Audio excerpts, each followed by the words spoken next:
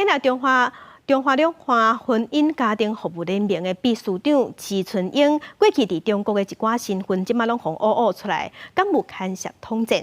但国安局长蔡明安昨表示，中共中国配偶配合中国进行统战，提钱办代志，有具体事情就会依上法办。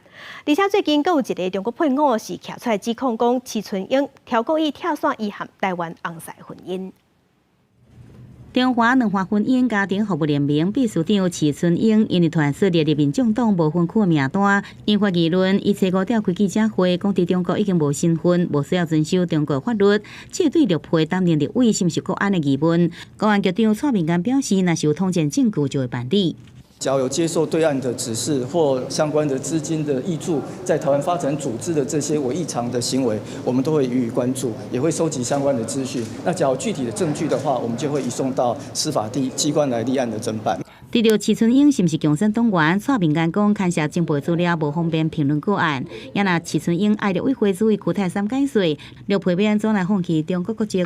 陆委会初来回应，担任公职时放弃外国国籍是基于忠诚的义务，无应该歪曲真侪个人歧视。这时阵齐春英又表示新的争议。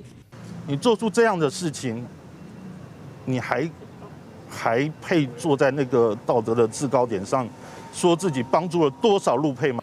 一个寄来台湾多年，必须长期西游记的陆配赵小姐讲，2021年公安退休的老爸为着甲翁仔某两个人跳伞，甲骗出这存款，经由管道找齐春英到协助。登记中国了后，老爸却是甲赵小姐绑伫新疆病院3个月，真无简单走回来台湾，认为伊协助歹人做歹事，无责任说立委。